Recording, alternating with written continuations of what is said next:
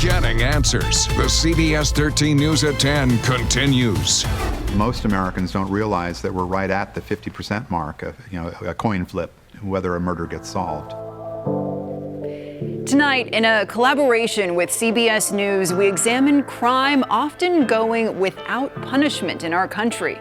Barely half of murder cases in the United States get solved. The national homicide arrest rate is at an all-time low, according to FBI data. In the mid-1960s, cases were closed or arrests were made in more than 90% of murders. By 1990, the percentage fell into the 60s. Then, by 2020, as the number of homicides surged, the national homicide arrest rate dropped to about 50% for the first time ever. And our analysis with CBS News also discovered a difference by race. The national homicide clearance rate for white victims keeps improving. That's the blue line at the top, while the rate of solving murders for Black and Hispanic victims is much lower. Those are the two lines at the bottom. So we wanted to know what's happening locally. CBS 13 investigative reporter Julie Watts is getting answers.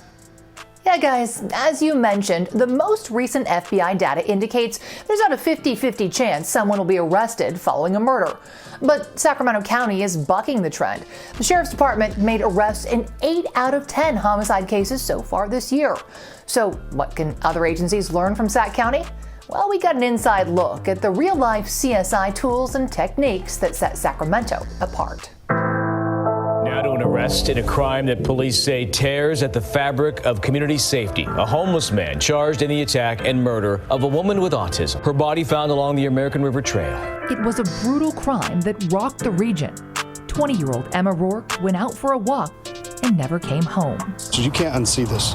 This is as bad as it gets. The young woman with special needs was tied up, raped, and murdered. This type of evil will not define the city of Rancho Cordova. The suspect, a transient man who detectives were able to identify, locate, and arrest in a matter of days, despite the fact he had no known address. One of 19 homicide arrests out of 22 murders in Sacramento County so far this year, where the Sheriff's Department does make arrests in the majority of homicide cases each year.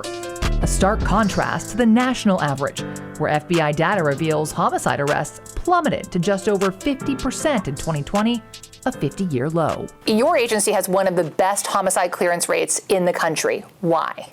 Well, it's not an accident, and it's not luck. There's a couple of reasons. Sacramento County Sheriff Scott Jones explains much of their success is due to staffing. They have 3 dedicated homicide teams, each with 5 experienced investigators rotating through 10-day shifts to avoid burnout. And those teams have help. We also have some cutting-edge stuff that is, frankly, we were the first agency in the country to use some of this stuff. He notes they were the first local law enforcement team to use the crime-fighting database Palantir for street-level crimes. It was initially used by the FBI and CIA to track terrorists. Jones says his department was also the first to create a video surveillance registry, where citizens could register their home cameras to be used in investigations. A program that faced criticism from privacy advocates. And Jones credits a combination of license plate readers and ShotSpotter technology for enabling them to identify suspects and witnesses even when shootings aren't reported. What we found when we got ShotSpotter was that a lot of gunshots went unreported, which was shocking to us, but in some neighborhoods, I guess it's routine or they don't want to call the police. He says Crime Stoppers is another valuable tool. The tip line, based in Canada, ensures tips stay anonymous and can't even be subpoenaed by U.S. courts. So this is our evidence room. Lieutenant Girdlestone, who oversees centralized investigations, credits a mixture of modern technology and old-school police work for their high homicide arrest rate. What you get in the first 24 to 72 hours is pretty much what you'll get. Being proactive instead of reactive on these cases is kind of paramount for homicide investigations. And once they've collected that evidence, forensics are key. They use tools like this IBIS ballistics identification system, which can trace a shell casing back to a gun used in previous crimes. So every gun sort of has a unique fingerprint. It does. And you're able to test that with our IBIS system. They also work closely with the Sacramento DA's office, which pioneered the genetic genealogy crime technology famously used to solve the Golden State Killer case. Your relationship with the DA's office gives you access to their DNA technology. Correct. We can get a rush on it and have that information back by the next morning, and we're never stopping. And he notes quick DNA was crucial in the Emma Rourke case.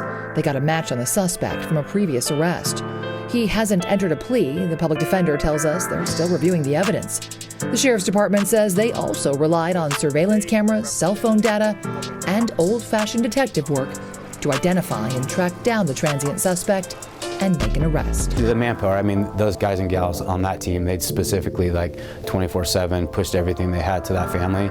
And while Emma's parents declined an interview, in a statement, her father credited the team, saying, "We are most grateful for the thorough investigation of Emma's death," adding, "The homicide detectives in the case showed Emma's mother and me a great deal of compassion as well."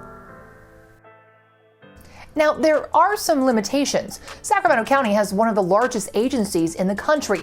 Smaller agencies may not have the staffing or resources to be able to pay for some of these tools.